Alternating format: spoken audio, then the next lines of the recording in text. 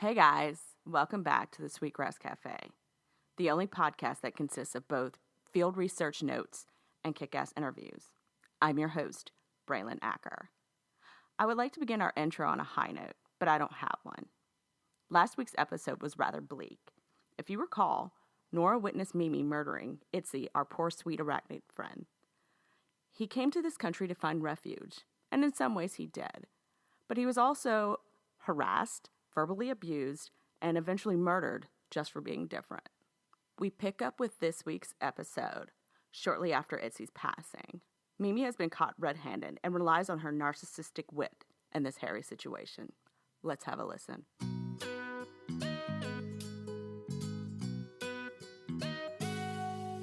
That was just so stupid. Why did I do that? Why did I let the shadow tell me what to do? Why? You've done an awful thing, Mimi. Just awful. I know. And I'm just so sorry. I didn't mean for him to die. I just wanted to scare him. Shug, you could have fooled me. You kept saying, why won't you die already? I won't. I'll never. Mimi. Shug, you just murdered somebody. He was dying. No. He was getting better. We all saw it. We cleared out the bodies from the room, another mess you're responsible for, and came back to this shit? Mimi, how could you? I didn't mean to. Yeah, you did. Because he's dead. Like dead. What do you have to say for yourself? Nothing. She's got nothing to say, right? Well, she better save it for her lawyer, because I'm calling the police. I will never. You've been muttering nonsense for the past 30 seconds. Out with it. Just say what's on your mind. I'm just so upset. I wasn't thinking. I don't know what's come over me. It's like the shadow possessed me or something, and now I won't get my daily supply of chocolate and flowers. That's what you're upset about? Not the fact that you murdered one of the kindest souls that I've ever met. Was he? I found him kind of annoying. Mimi, man, this is a new low, even for you, Mimi. Chalmers, go ahead and call 5-0. I'm calling Mike right now. Let him know I quit this shit. I quit too. I'm not working for this maniac. Well, I quit. You're not leaving me with this psycho. Crap, my battery's dead. Cubes, I thought I told you to charge my phone. I did, but this morning you downloaded a bunch of Crying Jordan memes, which totally ate up your battery. Oh, yeah. The one where Crying Jordan is the face of the Statue of Liberty is my favorite. It seemed very fitting. That's because it does fit, babe. Really? You mean they didn't use Photoshop? No, babe. Michael Jordan has a regular size head, and yes, they use Photoshop. But I'm saying the reason why it fit was because the Statue of Liberty was originally a woman of color. Well, what color was she? Okay, I've had enough of the Bloodhound Gang's antics. We have a very serious situation going on here. You're right. I'm gonna call the police. Wait, don't. Hear me out first. Please. 911. I just have to hit send. Oh, this better be good. Yeah, love. It better be good, wankers. I know, right? Are you talking to that Shadowman again? Mimi, that's how you got into this mess in the first place. Your horn is black now. Now that you've robbed this earth of an innocent soul. The soul that belonged to... Jesus, will you shut up and just let me speak? I don't think she was done, love. That's enough out of you two. Oh, come off it. There's nothing you can say to keep them from going to the police. You're fucked. Proper fucked. Prepare yourself. You're about to be raped by Boo. Really? Have you ever seen the show? Boo's probably the most sensitive and the least violent person in Litchfield. She's stalling. I'm gonna hit send. Mincinos, we said we'd give her a chance to speak her mind, so she will. It's the Christian thing to do. After she says her nonsense, then we'll invoke the wrath of God.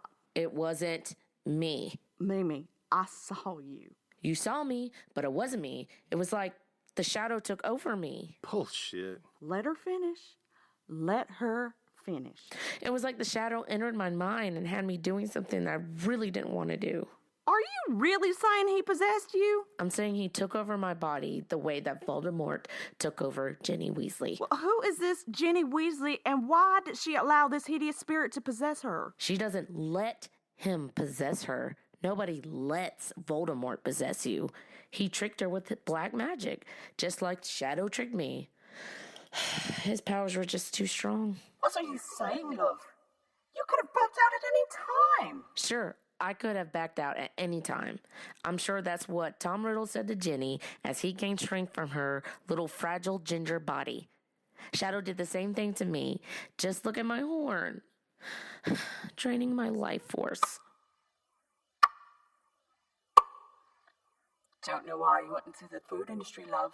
You should have been in the entertainment business. Well, she doesn't sound too bright, and neither do you. I told you messing with the poor man's Ouija board would lead up to no good. I told you. You're right, okay? Does that make you feel good? You're right. There, I admitted it. Nora Wall was right. Damn it. The Shadow tricked me because I was weak and vulnerable. There's a negative vibe in here, man. I am out. Go on, Chalmers. Leave. Leave me when I'm at my worst. Some friend. Mimi, you told me that we would never be friends. Did I? Really? Doesn't sound like me. Yeah. You told him on his birthday when he invited you out drinking? I don't remember that. It was last week. I was just kidding. What else? I'm out. Chalmers, wait up. You know what? Go. If you don't believe that I was under the Shadow's control. That's a stretch. It did not take much convincing for me for you to kill him. No, it didn't. Didn't what, Suge? It didn't make sense for me to kill Itsy. Not when he professed his devotion to me. He was my secret admirer. No way. Itsy was Unicorn Daddy 69? Yes. I cannot believe I am saying this, hun. But I believe you. You do? I believe you. And most importantly, I forgive you. Hey, forgiveness is all well and good, but the fact is, our pal Itsy's dead, and this bitch killed him. No amount of forgiveness can change that. So I'm gonna call the cops. Go ahead. You'd be going to jail too. You helped dispose of those bodies to make your precious Itsy comfortable. And that's accessory after the fact. Nah, I'll get a lawyer. I was helping out a friend. Who wanna represent a lying Pegasus, huh? I'm not lying. I'm gonna call the police. Break it down to him, love. Tell him it's best to keep tonight a secret. Let's play this little fantasy out thing, okay? This doing the right thing daydream you're in right now, Mincinos, you call the police. Please show up here, and the dead terrorists in the dining room smell of charred remains of the 2 guests and the transgender hostess. What do you think's gonna happen? They'll lock your ass up and throw away the key. First of all, prison doors operate on a hydraulic system, and don't ask me how I know that. Second, they will throw the key away after locking you up for helping me. Mimi, I wasn't helping you. Try convincing a jury. It'll be my word against yours, and your hoof prints are all over this crime scene. Mincinos, she's got a point. I helped carry those bodies too. I thought we were doing the right thing by expediting their journey into damnation. But it came back to bite us. This is my fault, hun. I enjoyed burning them way too much. If you call the police, all of us could go to prison. All right, fine. I won't call the police, but we gotta have a funeral for Itsy. Ooh, a funeral. That sounds like a thing. I'll handle the funeral arrangements. We'll cremate him like the others. Itsy was not like the others. I know, Mincinos, I know, but we can't just get a coffin lickety-split. Yeah, you can. Honey, where are you going to get a reasonably priced coffin? Hell, there's a drive-through funeral home right up the street. I'll go grab one from there. And a root beer. Mincinos. I know for a fact they have really good root beer. Now, how do you know that? Wait for it. Robin's aunt, the one that bought us the Tiffany's lamp, had her viewing there a few days ago. It's about to get really heated. Mimi, good distraction, love. I'd say you're in the clear. Yeah, I know. I thought you were going to have a little chat with Robin, Mincinos. I can't break up with her right now, Nora. Her aunt just died. I'd be an insensitive asshole if I broke up with her right now.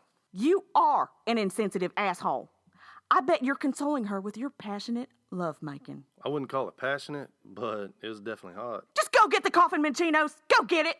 Do you want to... I don't want to do anything with you later, okay?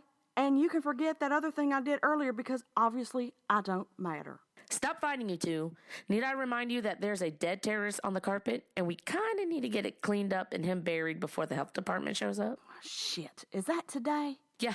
So if we all want to be out of the job, in addition going to prison, we need to get this body out of here like stat. I'll see if the groundskeeper of the cemetery knows of any empty slots we can put Itsy in. Yeah, do that, and I'll see what I can do to get rid of the shadow. Are you really going to get rid of him, Mimi?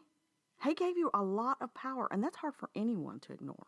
Nora, look what he's done to me. Sugar, your horn ain't even black anymore.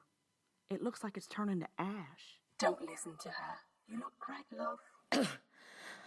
I know, he's just feeding off of me. Mimi, you just lost a tooth. Yeah.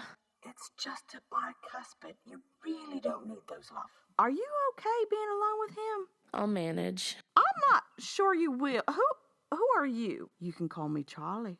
Charlie, I don't know how you got in here, but we're closed right now, okay? Charlie? That accent sounds familiar. Wait. Are you? Mimi, that isn't the shadow, is it? Thanks to our friend Mimi, I'm no longer a shadow. See? Just like Ginny Weasley. Mimi! Oh my word, she's as cold as ice. That's too bad. Someone should get her to a doctor. Yeah, someone should. But what's the rush, love? We've had enough folks die on us today. Maybe helping her will absolve me from lining up those sinners. Don't leave.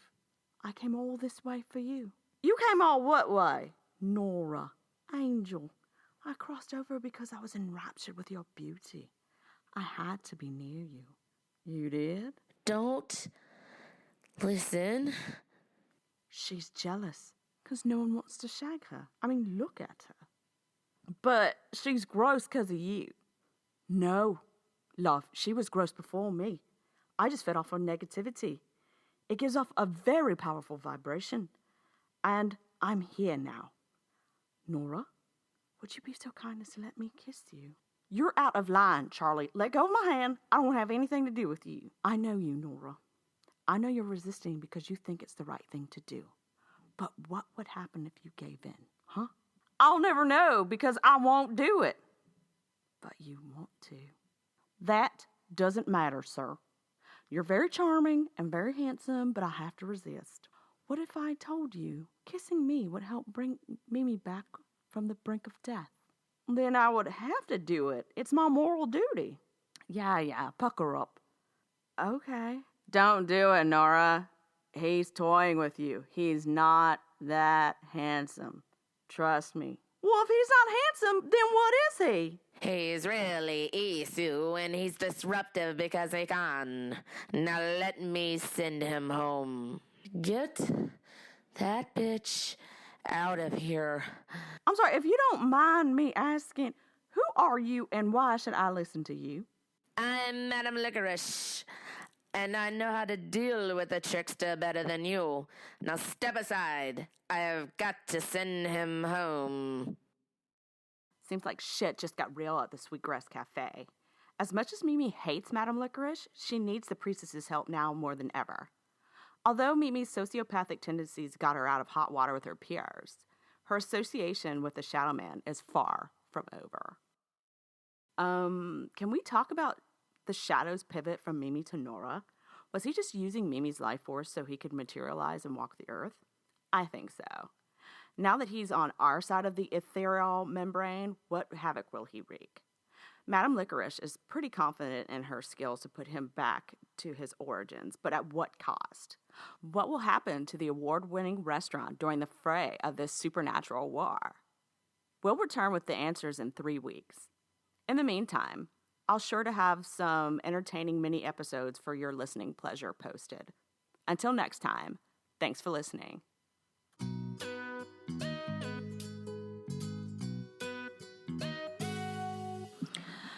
The Sweetgrass Cafe is a new podcast, so please give us a rating and review. We'd really appreciate it. The show was created by Lauren Rose and Erika Reynolds, and it was written and produced by Erika Reynolds. Music was provided by purpleplanet.com, and the sound effects came from freesoundeffects.com.